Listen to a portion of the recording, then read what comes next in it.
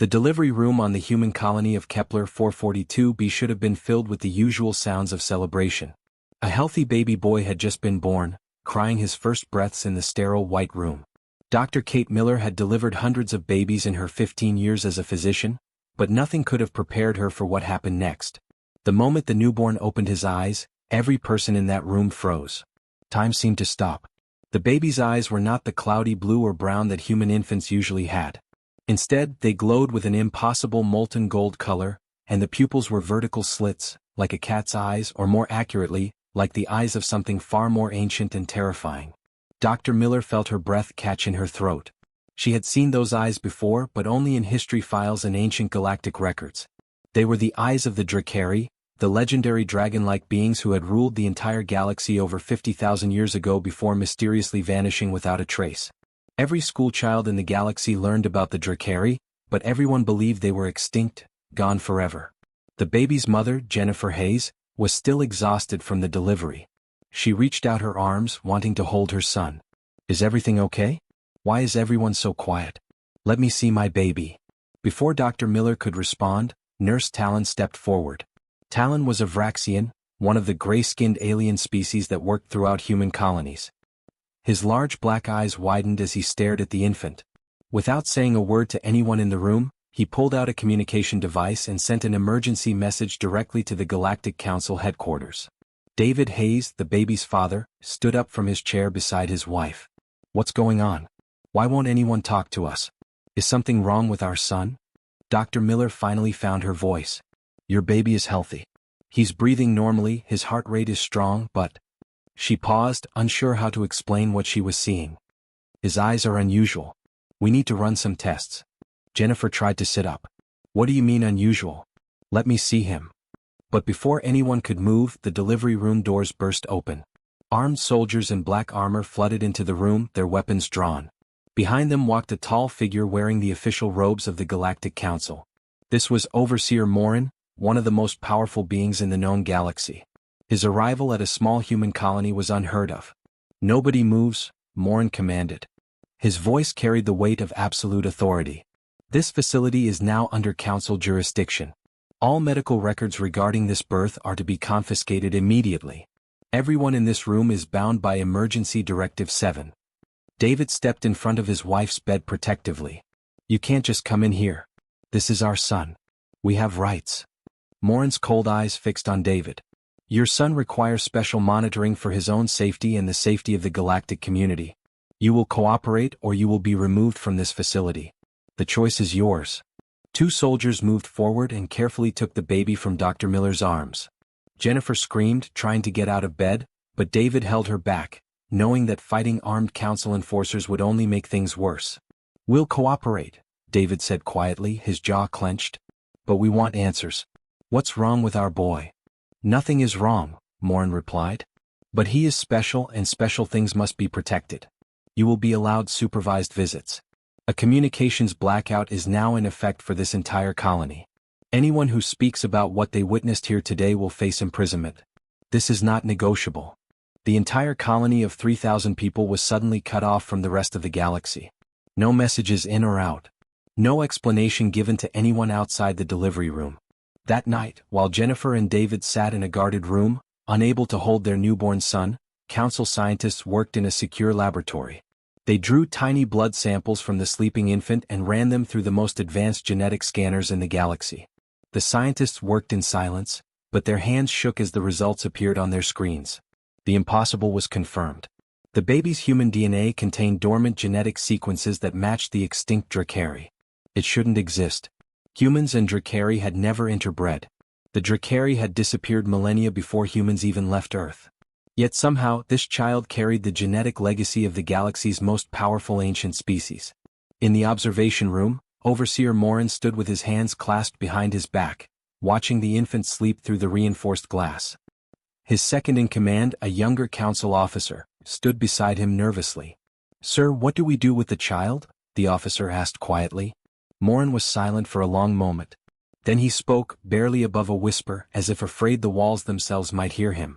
The old text spoke of a prophecy. We all thought it was just legend, stories told to frighten children. But I was wrong. The prophecy was real. He turned to face his officer, and for the first time in his long career, there was genuine fear in his eyes. The burning throne awakens. And this child is the key. 5 years had passed since the day Ryan Hayes was born with eyes that glowed like molten gold. Those 5 years felt like a lifetime for his parents, David and Jennifer. They lived in what the council called a research facility, but it looked more like a prison with clean white walls and guards at every door.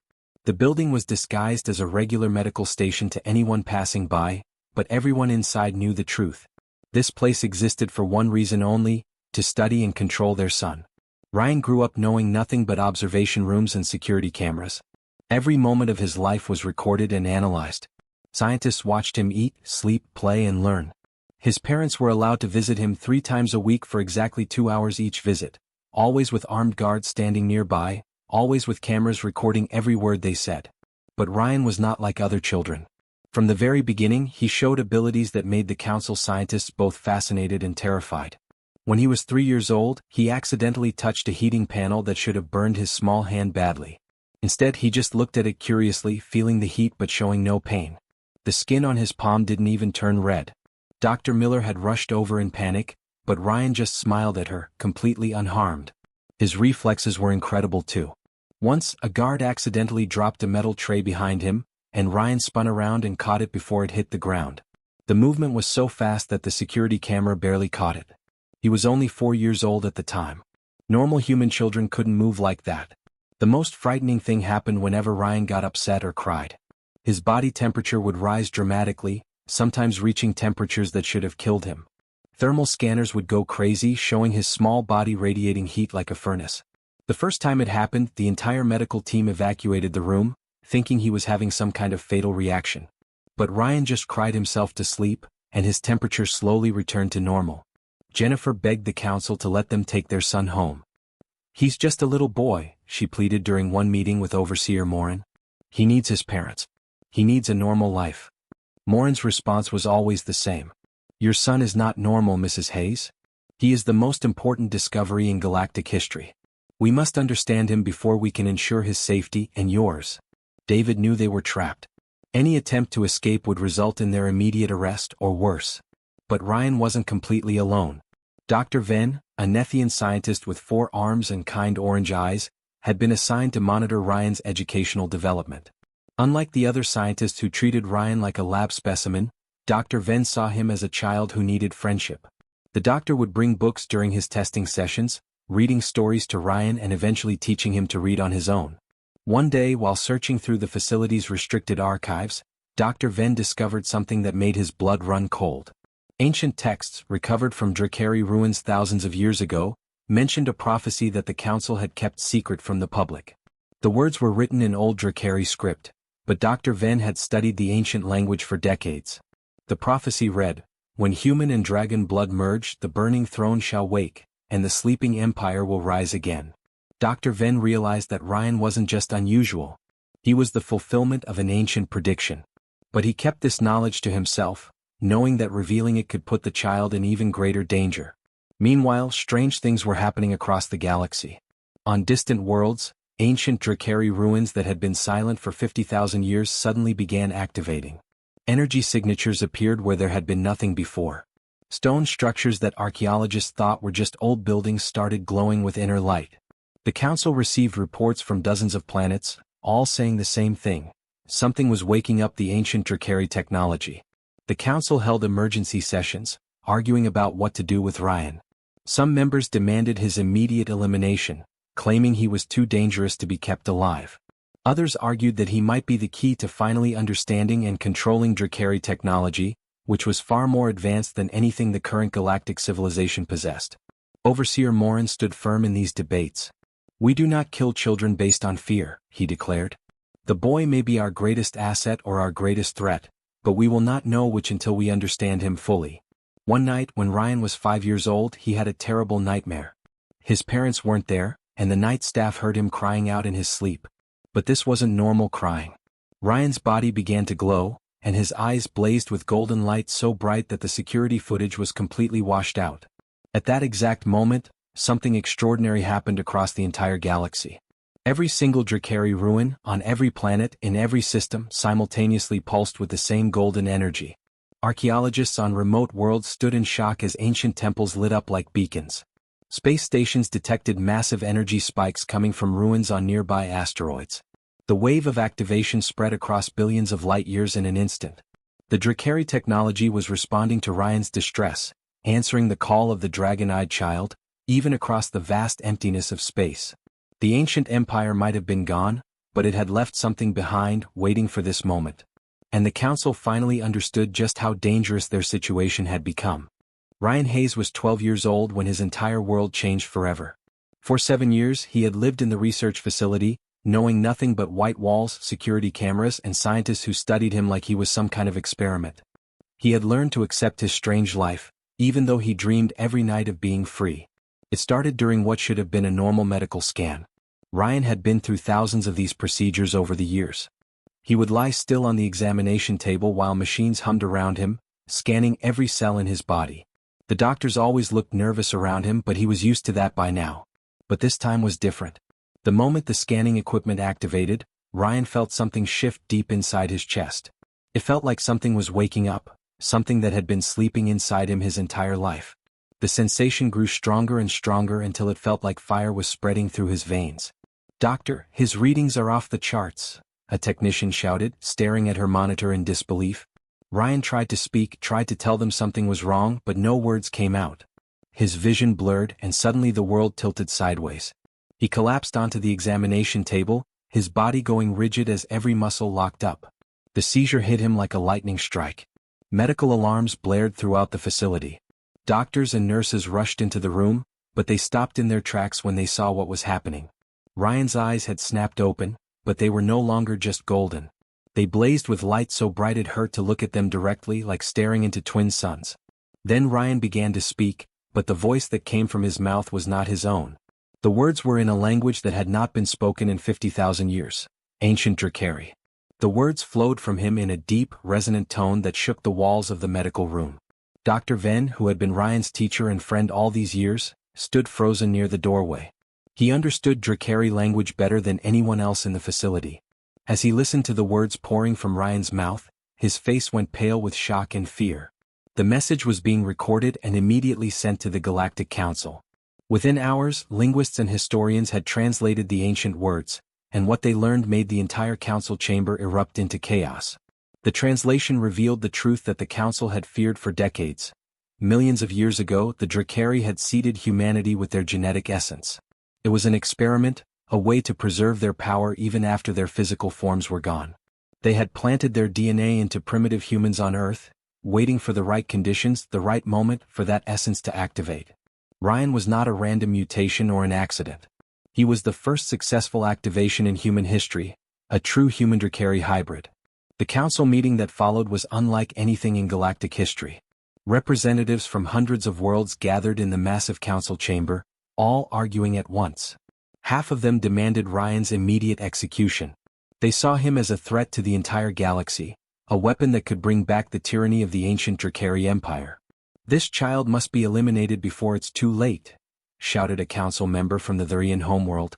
"The Drakari nearly destroyed the galaxy once. We cannot let them return." But others disagreed. The Earth delegation, which had finally been informed of Ryan's existence after 7 years of secrecy, was furious. Ambassador Patricia Brooks stood before the council with fire in her eyes. "You've been hiding a human child, conducting experiments on him without his family's consent, without informing Earth's government. This is a violation of every treaty we've signed. If you harm one hair on that boy's head, Earth will withdraw from this council and you'll have a war on your hands." The debate raged for hours. The galaxy was splitting apart over the fate of one 12-year-old boy. Dr. Venn had heard enough. He had watched Ryan grow up, had taught him to read, had seen the kindness in the boy despite everything that had been done to him. He could not stand by and let the council kill a child out of fear. That night he made a decision that would change his life forever. He contacted David and Jennifer Hayes through a secret communication channel. "I'm going to help you escape with your son," he told them quietly. "But we have to move tonight. Tomorrow might be too late." The escape plan was desperate and dangerous. Dr. Venn used his security clearance to disable certain cameras and unlock specific doors. David and Jennifer made their way through the facility's corridors, their hearts pounding with every step. When they reached Ryan's room, Jennifer nearly cried when she saw her son. He looked so much older than when she had last held him freely. Mom? Dad? Ryan's voice was uncertain, like he couldn't believe they were really there. We're getting you out of here, son, David said, pulling Ryan into a tight hug. But alarms began blaring before they could reach the landing bay. Security forces were coming. They had been discovered. Ryan could hear the heavy footsteps of armed guards echoing through the hallways, getting closer with every second. That's when Ryan's true nature finally emerged in full force.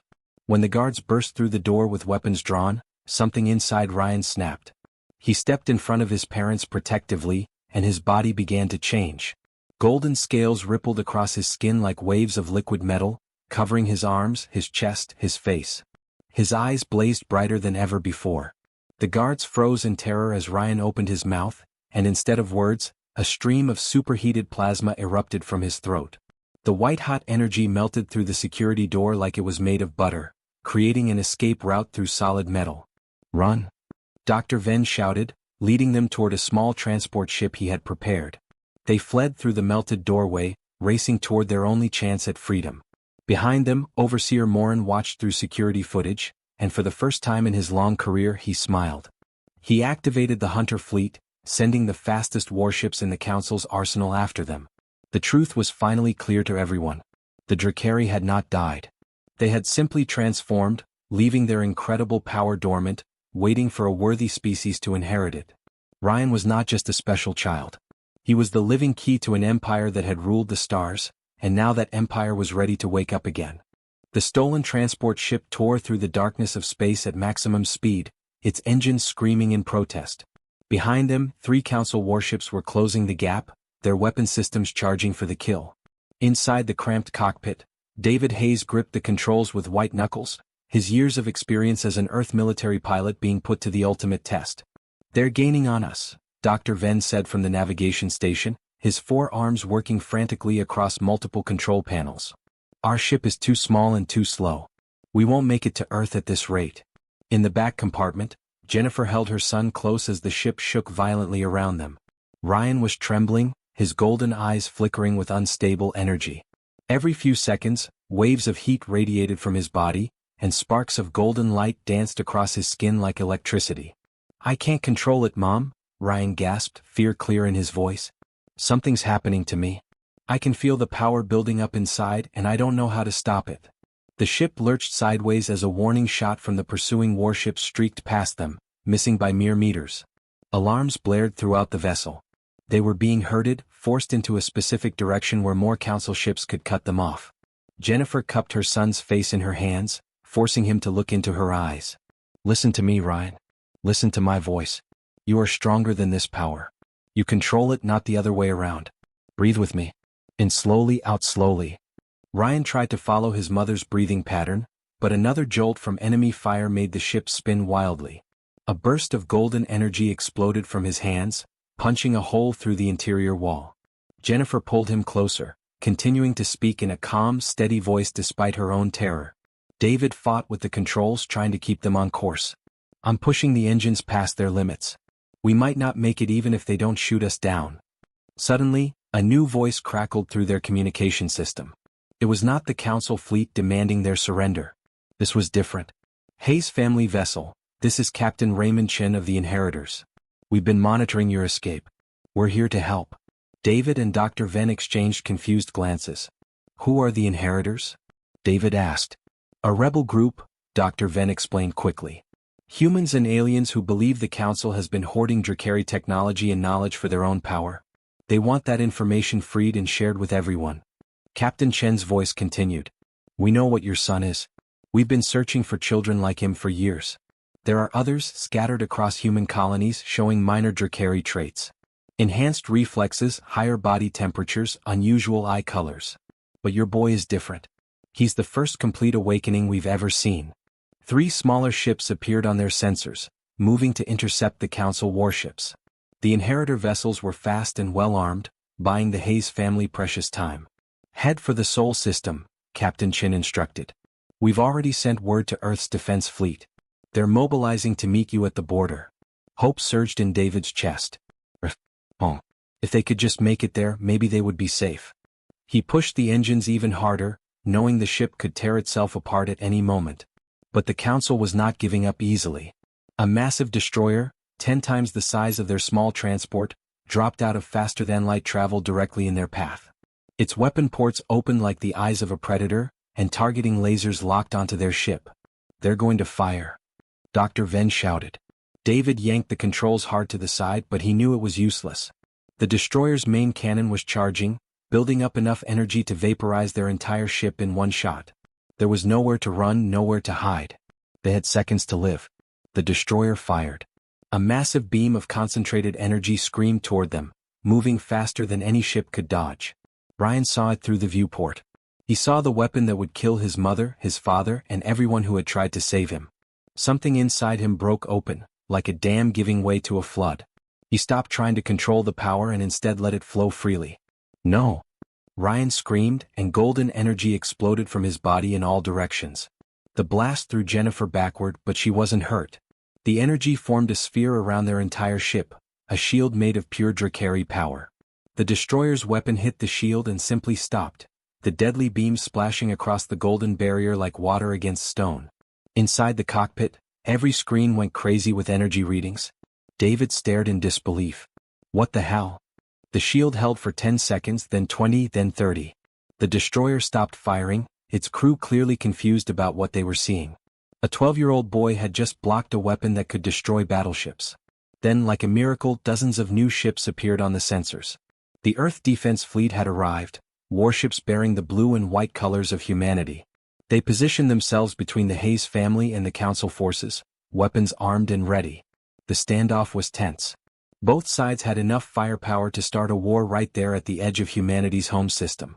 The silence stretched for long minutes as commanders on both sides calculated their options. Finally, a transmission came through from the Council destroyer. It was Overseer Morin's voice, cold and formal. "This is your final warning. Surrender the boy for proper study and containment, or Earth will be declared in violation of galactic law. You will be expelled from the Council. All trade agreements will be terminated. You will be isolated from galactic society. The choice is yours." The communication cut off and the Council fleet began to withdraw, but their message was clear. They would be back, and next time they would bring more ships. Ryan collapsed in his mother's arms, exhausted from the power he had unleashed. Jennifer held him tight, tears streaming down her face. On Earth, in the government chambers, world leaders gathered in emergency session. They faced an impossible decision. Surrender a child to save humanity's place in the galaxy, or protect one of their own and face isolation and possible war. In the transport ship, now safely surrounded by human warships, Ryan stared at his reflection in a darkened screen. His dragon eyes burned brighter than they ever had before, and he knew that his life and the fate of all humanity would never be the same again. Earth's answer to the Galactic Council came 3 days after Ryan Hayes arrived home. President Michael Torres stood before the cameras, broadcasting to every human colony across space, and his message was clear and unwavering. "We do not surrender our children to fear. Ryan Hayes is a human being, a citizen of Earth, and we will protect him with everything we have. If the Council cannot accept this, then we will stand alone." The response was immediate and brutal. Within hours, Earth was officially expelled from the Galactic Council after 200 years of membership. Trade routes that humanity had relied on for generations were shut down overnight. Alien species that had been partners suddenly became strangers, their ships turning away from human ports. The isolation was total and suffocating. But it got worse. Within weeks, hostile species began testing Earth's defenses. Warships appeared at the edges of human territory, probing for weaknesses. Some were pirates, sensing opportunity in humanity's isolation. Others were Council members who saw humans as threats that needed to be contained or eliminated. Small skirmishes broke out across the outer colonies. Humanity was alone, surrounded by a galaxy that now saw them as dangerous outsiders. Ryan watched the news reports from the secure facility where his family now lived under military protection.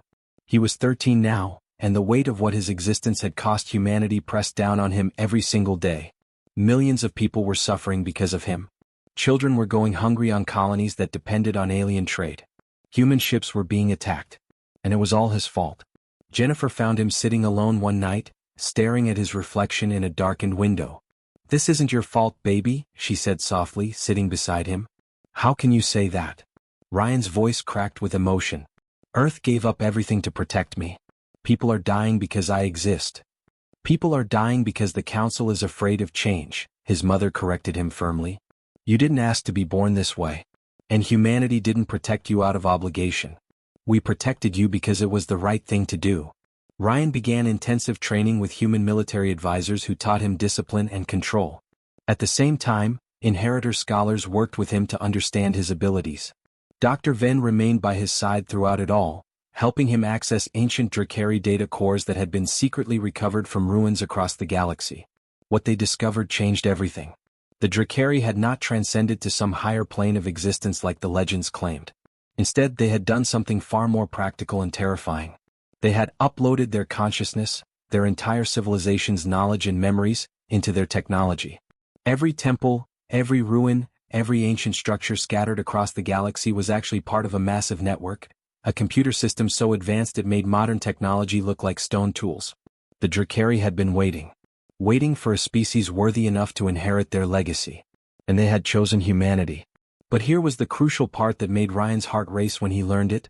He was not meant to replace the Drakari or bring them back. He was meant to be a bridge connecting human potential with ancient knowledge, creating something entirely new. Every Drakari site in the galaxy was a node in this network. And Ryan could access all of it. His genetic code was the password to an empire's worth of information. 6 months after Earth's expulsion, the moment everyone had been dreading finally arrived. A massive council armada dropped out of faster-than-light travel at the edge of Earth's solar system. Over 300 warships, the largest military force ever assembled in modern galactic history. They had come to enforce compliance, to take Ryan by force if necessary. Earth's fleet moved to intercept, but everyone knew the truth. Humanity was outnumbered 10-1. They would fight, but they would lose. Ryan stood in the command center, watching the fleets face each other in the darkness of space. His parents were there, and Dr. Venn, and dozens of military officers who looked at him with hope they were trying to hide. He could feel the network calling to him, the ancient Drakari weapons systems scattered across the galaxy, waiting for his command. He could activate them right now. He could destroy the Council fleet with technology so advanced they would never see it coming. He had the power to win this war before it even started. But that was not the human way. I'm going to end this, Ryan said quietly. But not with weapons. Before anyone could stop him, he closed his eyes and connected fully with the Drakari network for the first time. His consciousness expanded across light years in an instant, touching every ancient site, every node, every piece of sleeping technology. And then he broadcast the truth. To every species in the galaxy, to every planet with communication systems, Ryan sent the same message. He showed them what the Council had been hiding for thousands of years. He revealed how the Council had been hoarding Drakari knowledge and technology, keeping it locked away to maintain their own power. He exposed how they had suppressed younger species, preventing them from advancing, all to preserve the status quo where the oldest civilizations remained in control. The galaxy exploded into chaos. On dozens of worlds, people took to the streets demanding answers from their governments. Revolution sparked across systems that had been under Council control for generations. The Council's authority, built on secrets and controlled information, collapsed overnight like a house of cards. The Council Armada withdrew in confusion as their own governments recalled them home to deal with the crisis. 2 months later, Ryan Hayes stood before representatives of over 100 species in a newly formed assembly. His dragon eyes, once a mark of fear, were now a symbol of change. Behind him, projected on massive screens, Drakari installations across the galaxy glowed with golden light. Not weapons but libraries, schools, repositories of knowledge finally made free. Humanity will share everything we learn from the Drakari network, Ryan announced, his young voice carrying through the chamber. This knowledge belongs to everyone, not just us. No species will monopolize it. We'll grow together or not at all. It was not a perfect solution. Many species still distrusted humans. Some refused to participate. But for the first time in galactic history, knowledge was being shared freely rather than hoarded. The boy with dragon eyes had accomplished what the ancient Drakari Empire, with all its weapons and power, had never managed. He united the galaxy not through conquest or fear, but through truth and the simple, stubborn human belief that everyone deserved a chance.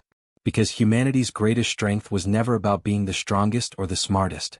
It was the refusal to accept that anything was truly impossible. Even a human child becoming the heir to dragons and choosing to share that gift with everyone.